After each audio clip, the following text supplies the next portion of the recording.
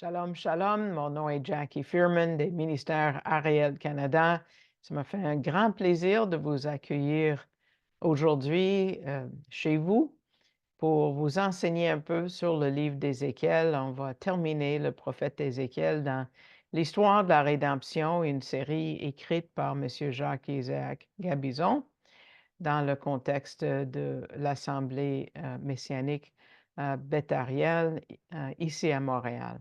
Et ça me fait grand plaisir de vous le présenter en français, qui n'était pas fait à l'époque que ça a été donné pendant la COVID, en fin de compte.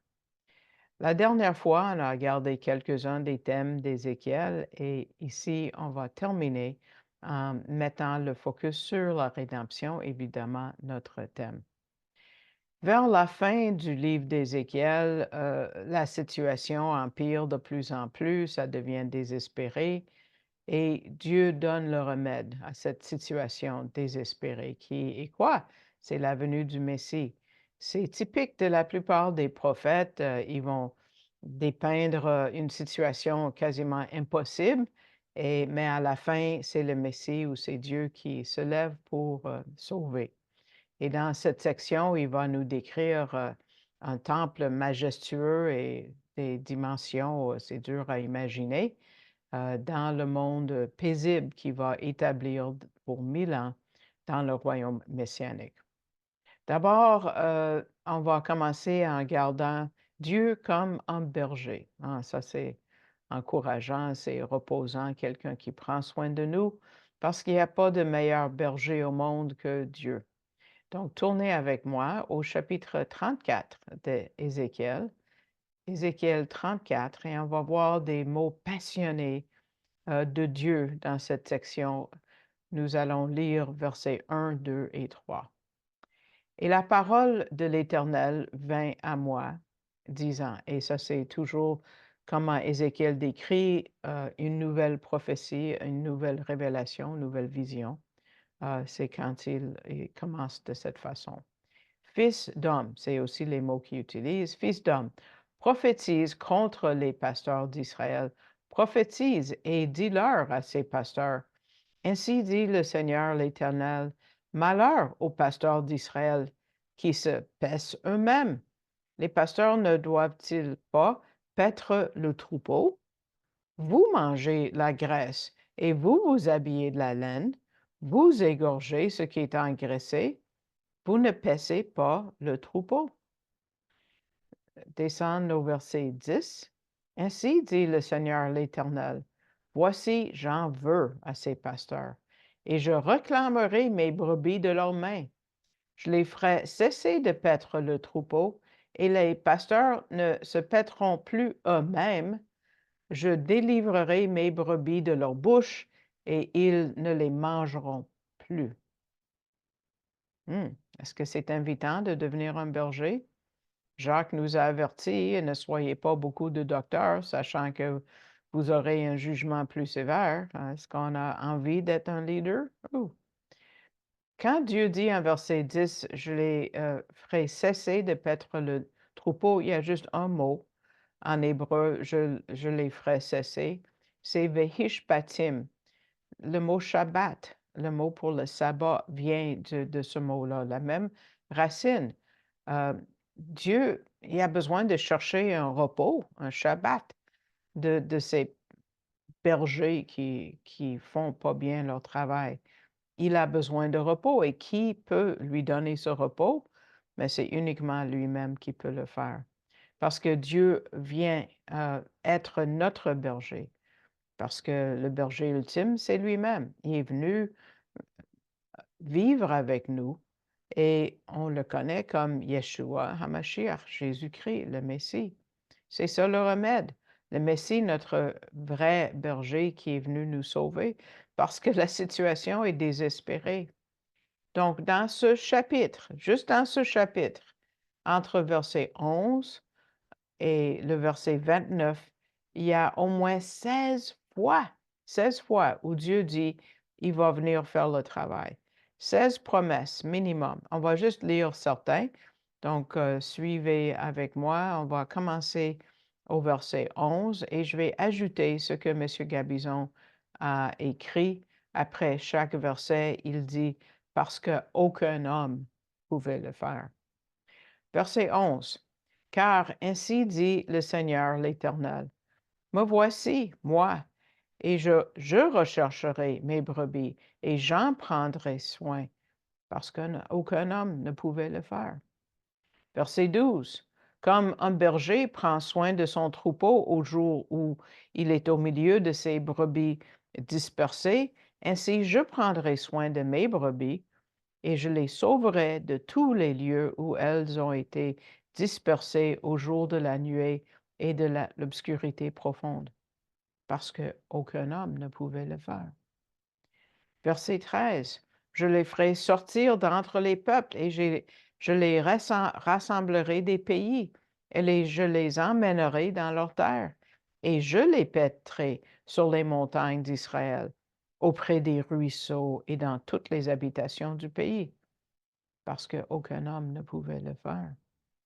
Verset 14. « Je les ferai paître dans un bon pâturage, et leur parc sera dans les hautes montagnes d'Israël.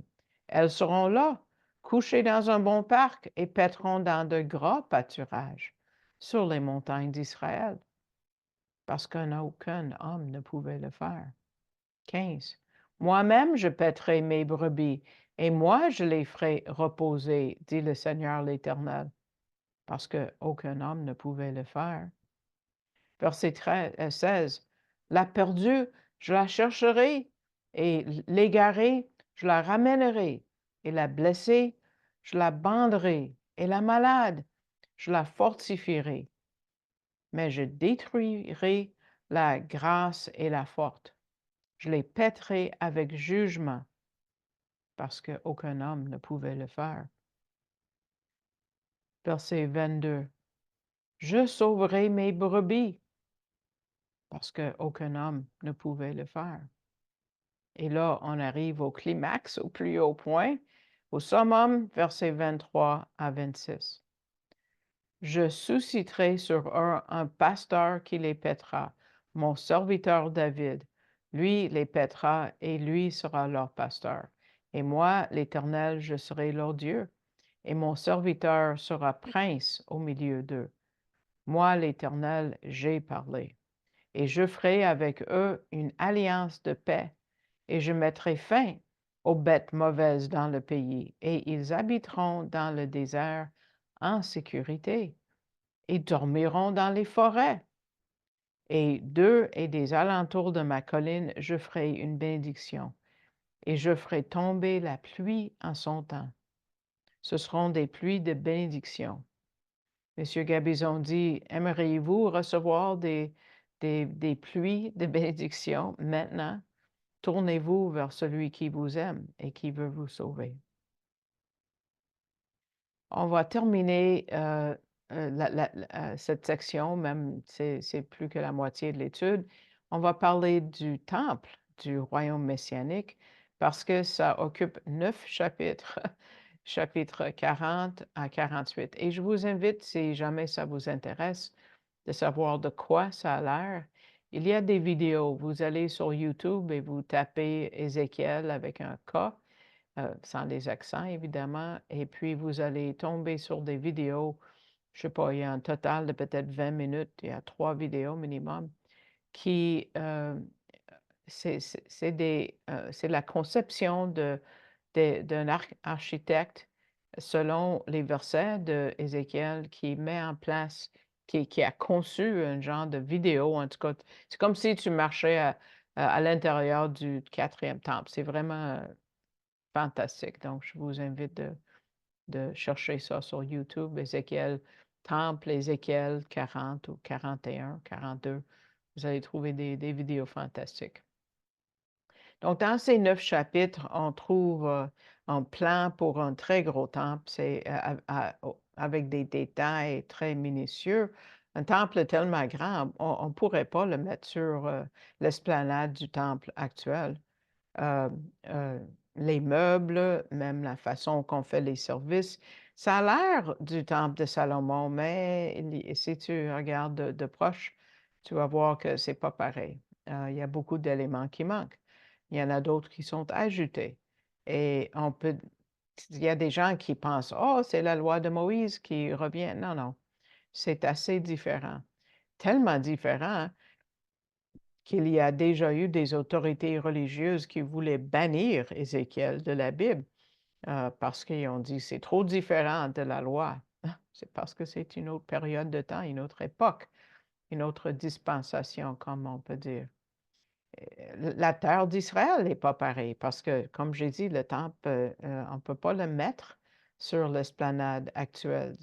Euh, mais toute la terre d'Israël change aussi. Ça occupe presque la totalité du Liban et la totalité de la Jordanie. Et ça va jusqu'au fleuve en Irak. Et la distribution aux tribus va changer. Par exemple, quelqu'un qui était au nord, Zabulon, va être au sud. Mais toutes les tribus vont avoir exactement la même quantité d'espace, même quantité de terre. Il y a des artistes qui ont fait des bandes égales pour les, les illustrer, parce que même s'ils n'ont pas la place originale, ils ont la même quantité de terre. Mais pourquoi tout ça? Pourquoi ce nouveau temple? Pourquoi ce nouvel Israël d'ailleurs? Pourquoi des sacrifices d'animaux? On sait que ce temple n'est pas encore construit. Les dimensions nous indiquent déjà, c'est clair. On sait que c'est futur, mais nous savons aussi que Jésus est le dernier sacrifice. Donc, pourquoi on a besoin des, des sacrifices dans le temple? C'est pas clair. Donc, j'ai pris quelques notes. C'est pas la place pour entrer en détail par rapport au sacrifice, parce que nous sommes dans une série sur l'histoire de la rédemption. Et puis, mais vous pouvez, si vous avez le livre, je ne l'ai pas mis à côté de moi, sur les traces du Messie du Dr. Fruchtenbaum, j'ai cherché les pages, par exemple. Vous pouvez aller aux pages 420 à 424 dans le livre qui vont vous donner beaucoup plus de détails que je peux vous donner. Je vais juste faire un survol rapide. Vous vous rappelez qu'il y avait plusieurs sortes de sacrifices, au moins 5, et tous les sacrifices n'étaient pas pour le péché. Même la plupart des sacrifices étaient pour la purification. Et est-ce que les sacrifices ont ôté le péché? Non, ils n'ont jamais ôté le péché. Et ils ont couvert le péché. Ça, c'est en Hébreu 10, si vous regardez. Pourquoi est-ce qu'il va y avoir des sacrifices dans le temple futur? Il y a 4 buts principaux. Premièrement, c'est un mémorial de la mort du Messie. Quel est notre mémorial aujourd'hui de la mort du Messie? Ben, c'est la fraction du pain, c'est la communion. Et Jésus et Paul le disent jusqu'à ce qu'il vienne.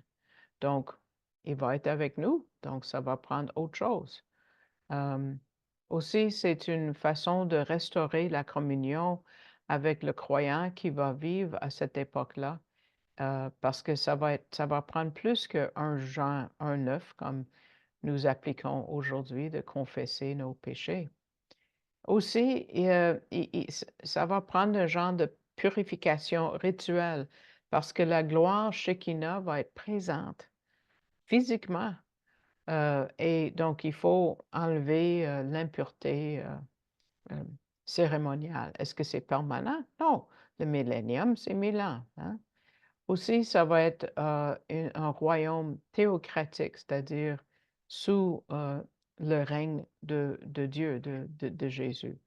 Donc, ça prend une autre règle de vie à ce moment-là. Donc, lisons les premiers versets de cette section, puis on va rapidement comprendre la place du Messie dans ce 4e temple. Le 3e temple, évidemment, c'est peut-être au point d'être construit, on ne sait pas, mais ça, c'est le 4e. Tournez au chapitre 40 maintenant et on va lire des versets de versets 1 à 4. Ce qui est important, c'est le timing, c'est le verset 1 du chapitre 40 d'Ézéchiel. en la 25e année de notre transportation, au commencement de l'année. C'est quand le début de l'année biblique? Le 10e jour du mois, en la 14e année après que la ville eut été frappée. En ce même jour, la main de l'Éternel fut sur moi et il m'amena là. C'est quand la date? C'est très important. C'est la date qu'il a eu, qu'il a eu la vision. C'est le début de l'année. Quand est-ce que c'est le début de l'année? Bon, nous, dans l'Occident, on dit c'est en janvier, mais l'année biblique commence à la Pâque. Ça, c'est le premier mois. Le 10e jour du mois, qu'est-ce qu'on fait le 10e jour du premier mois de l'année? C'est le mois de Nissan. C'est la Pâque, quand les Juifs doivent aller chercher un agneau et qui va être sacrifié le 14e jour. Nous voyons en Exode 12, par exemple. Donc, c'est ce jour-là, au 10e jour, Exode 12, 3, pour ceux qui écoutent par audio seulement. Au 10e jour de ce mois, vous prendrez chacun un agneau par maison de père, un agneau par maison. Et puis, ça dit ailleurs dans la Bible que si vous n'êtes pas assez nombreux pour consommer tout un agneau, il faut inviter une autre famille. Mais il fallait le finir, tout morceau de chair d'agneau ce soir-là. Donc, au moment où les gens examinaient leur agneau pascal, parce qu'il fallait l'examiner pour voir s'il y avait des défauts, des problèmes quelque part, Ézéchiel va leur parler de l'antitype. Ce n'est pas un mot qu'on utilise beaucoup. Le type, c'est l'agneau. Mais qui est le vrai? L'antitype, c'est Jésus. C'est le vrai Messie, le vrai agneau de Dieu qui est illustré partout dans le temple. Donc, le timing est merveilleux quand Ézéchiel reçoit cette vision. Dieu a choisi cette date, M. Gabizon dit, pour que les gens voient le lien avec l'accomplissement en Jésus. Donc, continuons au verset 2. Dans les visions de Dieu, il m'amena au pays d'Israël et me posa sur une très haute montagne, et sur elle, il y avait comme une vieille bâtie du côté du midi. Et il m'amena là, et voici un homme, dont l'aspect était comme l'aspect de l'airain. Et il y avait dans sa main un cordeau de lin et une canne à mesurer, et il se tenait dans la porte. Et l'homme dit, et le mot pour homme, c'est le mot individu, c'est le mot ish en hébreu, c'est pas un vrai homme. Et l'homme me dit, fils d'homme, regarde de tes yeux et écoute de tes oreilles et applique ton cœur à tout ce que je vais te faire voir, car c'est afin de te le faire voir que tu as été amené ici. Déclare à la maison d'Israël tout ce que tu vois. C'est qui cet individu? Le mot Ish est utilisé pour des anges. Et c'est lui qui va nous donner un tour guidé du temple. Et nous allons marcher avec Ézéchiel et entrer même dans le Saint des Saints. Mais quand on entre là-dedans, c'est vide. Pourquoi c'est vide? Où est l'Arche de l'Alliance? Par exemple, nulle part. Et on ne peut pas le trouver. Et ça a été prophétisé par Jérémie 3, verset 16 à cette époque-là. Jérémie 3, 16 dit, on ne dira plus l'Arche de l'Alliance de l'Éternel, et elle ne montera plus au cœur, et on ne s'en souviendra pas, et on ne la visitera pas, et on ne fera plus cela. Pourquoi? Parce que Jésus va être là. Ça ne va pas être nécessaire. Pourquoi il n'y avait pas d'arche d'alliance dans le temple d'Hérode, le deuxième temple? Même raison. Jésus était là. Agé nous a dit au chapitre 2, verset 9, et la dernière gloire de cette maison sera plus grande que la première, dit l'Éternel des armées. Et dans ce lieu, je donnerai la paix, dit l'Éternel des armées. Et c'était le cas. Donc, s'il n'y avait pas d'Arche d'Alliance, qu'est-ce que l'Arche de l'Alliance contenait? Ça contenait la manne, mais c'est le pain de la vie. Jésus est la manne venue du ciel. Donc, pas besoin de ça. Le bâton d'Aaron n'est pas là-dedans, dans ce quatrième temple, parce que sa prêtrise, la prêtrise lévitique, est terminée. Jésus est prêtre après la lignée de Melchizedek. Il n'y a pas les deux tablettes de la loi, des 10 commandements, parce qu'ils sont, mais on ne va pas être sous la loi de Moïse, même on ne l'est pas aujourd'hui. Il n'y a pas de rideau qui sépare le lieu très saint du lieu saint, parce qu'il n'y aura pas de séparation entre la gloire Shekinah de Dieu, la gloire de Dieu et l'homme. La gloire Shekinah va briller partout. Il n'y a même pas de cour pour les non-juifs, la cour des gentils, la cour des femmes. Pourquoi? Est-ce que vous commencez à comprendre la raison? Parce qu'on voit Jésus là-dedans. Aussi, dans cette section, on voit quelles fêtes d'Israël vont être, ou les fêtes du Seigneur vont être fêtées. Il y en a juste deux. La première parle de sa mort, c'est la Pâque. Et la dernière, c'est la fête des tabernacles, quand Dieu va tabernacler avec nous, qui est le royaume messianique. Donc, les autres fêtes ne sont pas si importantes, parce que la fête des prémices, quand Jésus est ressuscité, mais le ressuscité va être avec nous. La fête de la Pentecôte parle de quand l'Église a été formée, mais l'Église est comme plus ou moins là.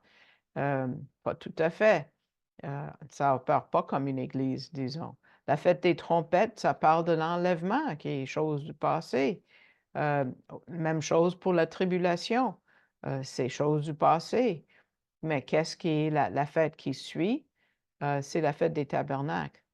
Donc, il faut absolument qu'on se rappelle la mort du Messie à la Pâque et donc, et aussi la fête des tabernacles. Maintenant, il va y avoir beaucoup de palmiers. Ça c'est des photos qui sont prises de la vidéo dont je vous ai parlé. Donc, c'est ça qui va être présenté en vidéo par cet architecte. C'est la, la rivière du Millennium, que vous voyez la ligne bleue là. Mais vous voyez beaucoup de palmiers. Donc, la prochaine diapo, vous allez voir davantage. Il y avait des palmiers à l'intérieur, donc les palmiers qu'on vient de voir étaient à l'extérieur. Et finalement, dans une des pièces du temple, on voit encore des palmiers. Encore là, c'est une impression artistique de ce qui est décrit dans Ézéchiel. Donc, les palmiers sont assez importants pour la fête des tabernacles et le royaume messianique. Vous vous rappelez quand Jésus est entré à Jérusalem le 10e jour du mois de Nissan, et c'était à la Pâque, et puis les gens ont utilisé des branches de palmier pour accueillir Yeshua en pensant qu'il était pour accomplir cette fête, la fête des tabernacles qui était pour établir son royaume messianique, et c'était la fin de Rome et tout et tout. Mais non, la Pâque devait arriver en premier, il devait mourir. On voit 13 fois entre juste 2 chapitres, 40 et 41 d'Ézéchiel, 13 fois on mentionne des palmiers. Il y en a partout. Donc ça, c'est ce qu'on voit partout. On va voir dans le temple du Millennium. J'ai hâte de voir. Un autre fait que nous connaissons de Zacharie 14, c'est que cette fête va être fêtée par toutes les nations, pas juste Israël. En Zacharie 14, on voit que c'est la responsabilité de toutes les nations d'envoyer au moins une délégation à Jérusalem pour la fête des tabernacles. Verset 16 du Zacharie 14. Et il arrivera que tous ceux qui resteront de toutes les nations, qui seront venus contre Jérusalem, et ça commence déjà, monteront d'année en année pour se prosterner devant le roi, l'Éternel des armées. Et pourquoi? célébrer la fête des tabernacles. Ici, j'ai pris une photo de Jérusalem, mais j'ai enlevé une affaire qu'on ne va pas voir dans le millénium. J'ai mis une X bleue. Donc, il y a 2 autres items qui manquent. Ici, derrière moi, j'ai un menorah et il a 7 branches et ça nous fait penser à ce qu'il y avait dans le tabernacle et ensuite dans les 2 autres temples. Donc ici, on a des diapos qui vont vous montrer un peu les choses qui étaient présentes, oui, dans le tabernacle, oui, dans le premier et le deuxième temple, et sûrement dans le troisième éventuellement, mais qui ne seront pas là, aussi que le voile que vous voyez en arrière-plan, qui ne vont pas être là dans le quatrième temple. Pourquoi? Ben, le menorah, c'est le chandelier que vous voyez à gauche. On n'a pas besoin de ça parce que il n'y avait pas de lumière dans cette bâtisse à part ce chandelier-là, imaginez. Donc, ça ne va pas être nécessaire d'avoir ça parce que l'esprit est symbolisé par le feu éternel de ces, ces chandelles, ces flammes. Il est présent partout dans le temple et aussi dans le cœur des croyants. Et l'autre, on voit l'autel de l'encens qui est au fond de la pièce ici, qui est juste devant le voile qui sépare le lieu saint du lieu très saint, parce que ça symbolise des prières. Mais il n'y a pas de rideau, comme j'ai dit. Jésus est là. On va avoir une communication directe. Il va toujours avoir des prières, mais on n'a pas besoin de symboles pour les prières. Mais la table à droite, ici, c'est illustré avec des 12 pains dessus pour les 12 tribus. La table va être là, mais sans le pain. La table va être vide, si vous voulez. La table a parlé de la provision de Dieu. C'est quelque chose de miraculeux.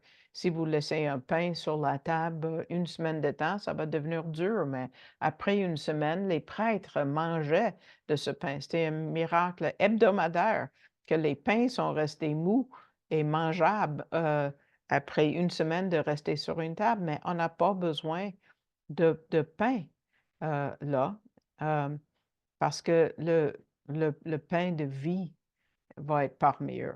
Donc, c'est beau, hein? Et on sait qu'à cette époque-là, toute la terre, avec l'abondance de nourriture, est là pour tout le monde. Et cette table nous fait penser à ça. Regardons et tournons maintenant à la toute dernière phrase d'Ézéchiel, le dernier verset, à la fin du chapitre 48. Et encore là, on trouve quelque chose d'intéressant. Donc, 48, jusqu'à ce que, juste avant d'arriver à Daniel, alors, qui est pour la prochaine fois, Ézéchiel 48, verset 35. Le circuit de la ville, ça veut dire, la quantité la longueur de l'espace autour de la ville était de 18 000 coudées. Et le nom de la ville, dès ce jour, l'Éternel est là. Wow! Jéhovah Shammai. 18 000 coudées. Est-ce que c'est important? Bon, on sait que si on ajoute les 2 lettres du mot qui est vie, chai, le chet et le yod, ça fait 18. Donc, le mot pour vie ou le numéro qui est attaché au mot pour vie, c'est 18. Il va y avoir de la vie abondante partout sur toute la planète.